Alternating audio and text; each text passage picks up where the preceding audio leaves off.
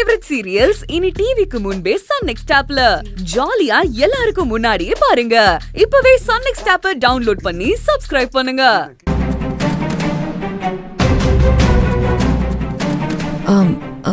சொல்லுங்க. சொல்லுடா சொல்லு. நான் உங்ககிட்ட பேசணும். நம்ம கொஞ்சம் மீட் பண்ணலாமா? நானே உங்ககிட்ட கொஞ்சம் பேசணும். சொல்லு சொல்லு சொல்லு. கடைக்கு வரீங்களா? வரங்க.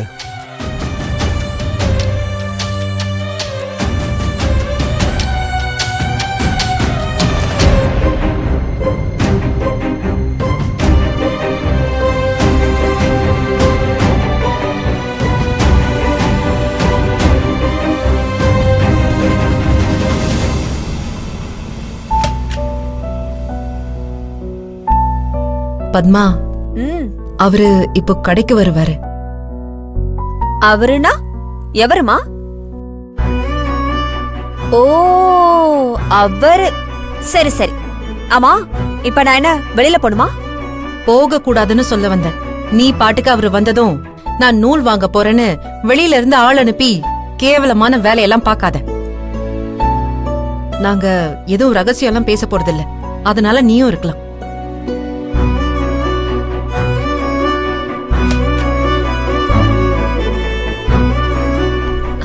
வாங்க சார். ஏங்க, எங்கேயும் வெளியே போயிடாதீங்க ப்ளீஸ். தனியா பேசினா தப்பாயிடும் தான் நாங்க கடையில பேச முடிவெடுத்திருக்கோம். நீங்க இங்க இருந்து கிளம்பி போய் எங்களை தர்ம சங்கடம் ஆக்கிடாதீங்க. இத நீங்க சொல்றதுக்கு முன்னாடியே மேடம் சொல்லிட்டாங்க சார். பா, சேரவே கூடாதுன்னு சொல்ற உங்களுக்குள்ள எவ்வளவு ஒத்துமை.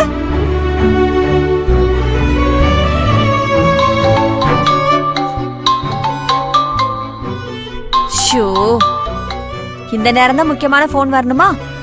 வினோ, இங்க நான் போன் பேசினா உங்களுக்கு டிஸ்டர்பன்ஸா இருக்கும். என்னால இந்த போனை கட் பண்ணவும் முடியாது. அதனால நான் வெளியில போய் பேசிட்டு வந்துடுறேன். முறைக்காத. இத நான் ஒன்னும் பிளான் பண்ணி எல்லாம் பண்ணல. உங்க விதி. நீங்க தனியா சந்திக்கணும்னு இருக்கு. வரேன் சார். ஹலோ மாமா. நான் கடையில தான் இருக்கேன். சொல்லுங்க.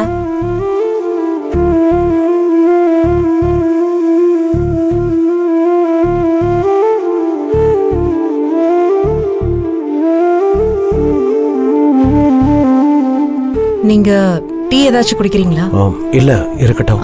தண்ணியாச்சும் குடிக்கிறீங்களா? இல்ல, பரவாயில்ல.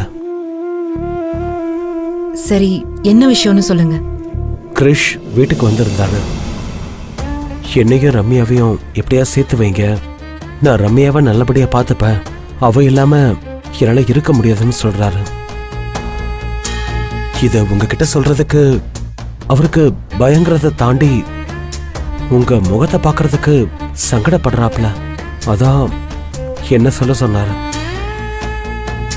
நம்ம ரம்யாவுக்கும் கிருஷ்ணனப்பு இருக்குன்னு தான் நினைக்கிறேன். தெரியும். ரம்யா இன்னும் கிருஷ்ண மறக்கவே இல்லை.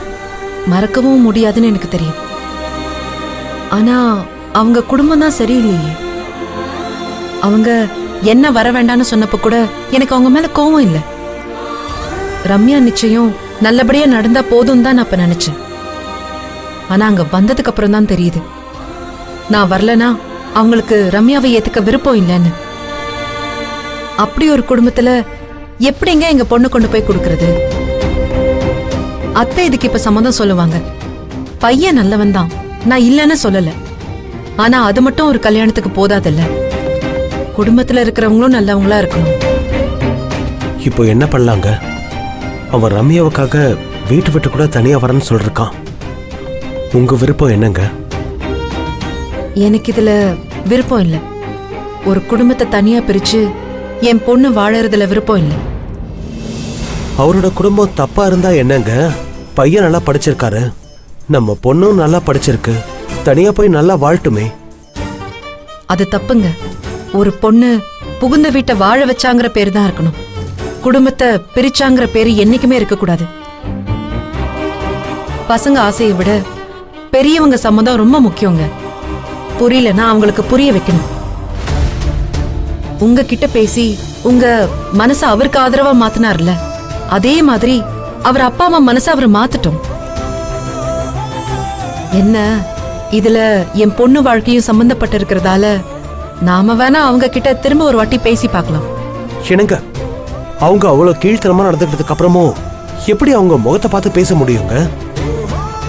அவங்க என்னதான் என்ன தப்பா பேசியிருந்தாலும் அவங்க தப்ப உணர்ந்து இறங்கி வந்தா என் ரம்யாக்காக அவங்கள மன்னிக்க நான் தயாரா இருக்கேன்.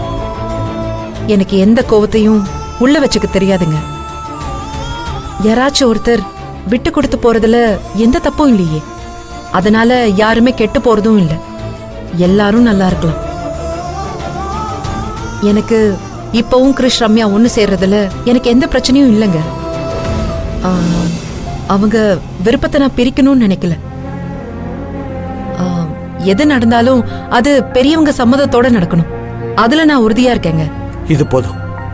நீங்க ரம்யா மனசுல இருக்கிற விஷயத்த சரியா புரிஞ்சுக்காம அவங்களுக்கு வேற இடத்துல மாப்பிள்ளை பார்க்க போய் தான் பயந்து போய் நான் உங்களை பார்க்கணும்னு சொன்னேன். நீங்க சொல்ற மாதிரி என்னைக்கும் பெத்தவங்க ஆசீர்வாதம் ரொம்ப முக்கியம். ஏன்னா வாழ்க்கை எப்படி இருக்கும்னு நானும் நீங்களுமே உதாரணம். அப்படி இல்லைங்க, பெரியவங்க பண்ண கல்யாணம் தான். அப்புறமும் நான் ஏன் இப்படி இருக்கேன்? நாம செய்யறது முறையா இருக்கணுங்க. அதுக்கு மேல விதின்னு ஒண்ணு இருக்கு. சரி, நீங்க எதுக்காக பார்க்கணும்னு சொன்னீங்க? இல்ல, எப்படி சொல்றதுன்னு தெரியல. ஹாஸ்பிட்டல்ல திவ்யாவை கேட்டு சண்டை போட்டவரு காலையில எங்க வீடு தேடி வந்தாரு. அவர் எதுக்கு தேவையில்லாம உங்க வீட்டுக்கு வரணும்? எல்லாம் நம்ம மனசை காயப்படுத்ததான், வேற எதுக்கு? சரி, என்ன சொன்னாரு? எல்லாம் திவ்யாவை பத்தி தான்.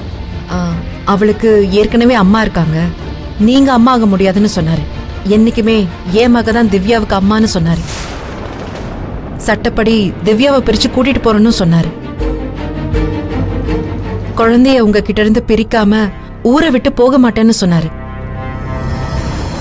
அதான் உங்ககிட்ட இதை சொல்றதுக்காக தான் கூப்பிட்டேன். என்ன பண்ணணும்னு யோசிங்க.